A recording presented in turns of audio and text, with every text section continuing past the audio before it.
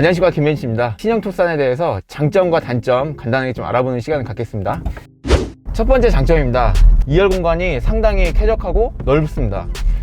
레그 스페이스도 괜찮고요.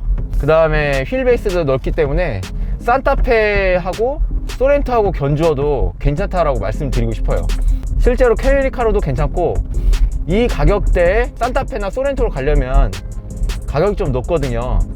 두 번째는 이 차가 디자인적으로 실내가 만족을 주기 때문에 그런 부분에서 오히려 가성비 있다? 라고 말씀드릴 수도 있을 것 같아요. 같은 차면 디자인이 더 좋은 차를 타고 싶잖아요. 경쟁차 모델 스포티지가 호불호가 갈리는 디자인인 것 같거든요. 그런 부분 생각할 때 디자인적으로 실내외 부분에서 상당히 만족감을 주는 것 같습니다. 그리고 세 번째 장점은 그 센터 패시아의 디자인이 상당히 미래지향적으로 나왔고, 대부분 이렇게 터치식으로 나왔어요. 중국형 투싼하고 국내 내수형 센터 패시아 너무 다르다 이렇게 얘기도 있는데, 저는 이 정도면 그래도 만족하고요. 터치가 풀 터치 방식으로 바뀐 부분은 좋은 점 같아요. 근데 실제로 써보기에는 조금 안 좋은 점이 오작동이 일어날 확률이 좀 있는 것 같아요. 그런 부분은 좀 아쉽지만 그래도 괜찮은 것 같습니다. 근데 이왕이면은 디스플레이를 좀 더 크게 해주면 좋지 않을까, 그런 생각이 들어요. 테슬라처럼 그렇게 활용할 수 있게끔 개선해주면 좀 아쉽긴 해요.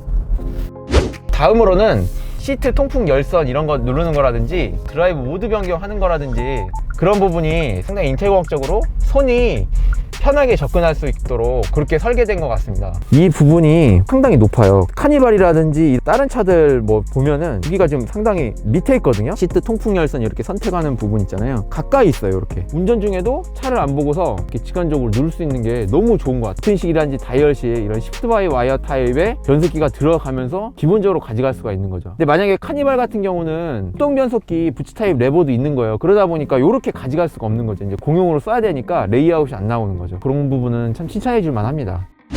그리고 또 하나는 이 어라운드 뷰라든지 그런 거 할 때 카메라 화소가 상당히 높아서 괜찮은 것 같아요. 그런 부분이 되게 편하고 점점 그런 부분 발전하고 있는 것 같습니다. 카메라 화질이 생각보다 괜찮습니다. 상당히 고화질로 나오고요. 전후방 핸들 꺾었을 때는 이렇게 나오고 이렇게 돼요. 괜찮은 것 같아요. 그 단점을 좀 말씀드리려고 하는데요. 그래도 이왕이면은 HUD를 넣어줬으면 하는데 그게 좀 없는 게 좀 아쉬워요. 왜냐면 사실 산타페나 소렌토하고 급나누기를 한 거죠. 셀토스나 코나이도 있고 트레일블레이저에도 HUD가 컴바이너 타입으로 있는데 앞으로 페이스리프트를 하더라도 아마 넣어주진 않을 거예요. 넣어줬으면 하는데 조금 아쉽긴 합니다. 그래도. 두 번째는 무선으로 이렇게 핸드폰하고 연결될 수 있도록 그렇게 해주면 좋았을 텐데 왜 그런 기능이 없는지 좀 아쉬워요.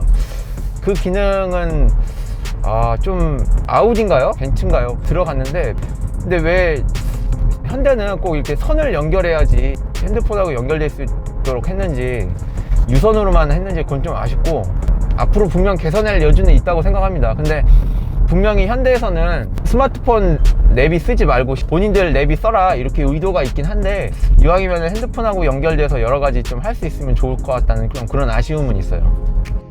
7인승 모델도 나왔으면 하거든요. 분명히 7인승에 대한 수요가 있을 것 같은데, 예를 들면 간혹가다 할아버지 할머니 이렇게 모시고서 어딜 간다던가, 아이가 셋인 분들도 있을 수 있고 여럿이 친구들이 타는 경우도 있고 풍렬이 있었으면은 좋았을 텐데, 그런 부분이 좀 아쉬운 것 같아요. 레이아웃상 나올 수도 있을 것 같은데 개발비가 많이 들어가니까 산타페하고 급나누기를 한 것 같아요.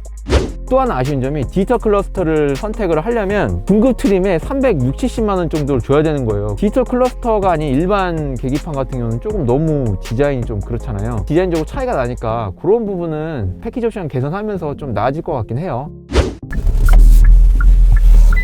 브레이크를 밟고 변속. 지금처럼 이렇게 브레이크를 밟고 해야 된다 매트 때문에 기어 변속이 안 되는 거, 요거 좀 단점인 것 같아요. 그래가지고 자꾸 이렇게 버튼도 잘못 누르게 되고 뭔가 변속이 바로바로 안 들어가서 좀 뭔가 이런 게 아쉽습니다. 변속이 다이얼 방식도 약간 그러게 있는데 이 시프트 바이 와이어의 응답성, 이게 좀 개선돼야 되고 고질적인 문제인 것 같아요. 언덕길도 그렇고 코너길에서 이렇게 안 되는 게 첫 번째 모델이기 때문에 펠리세이드 이런 거 들어간, 그래서 다음 버전에는 좀 이런 게 개선되길 바라고요.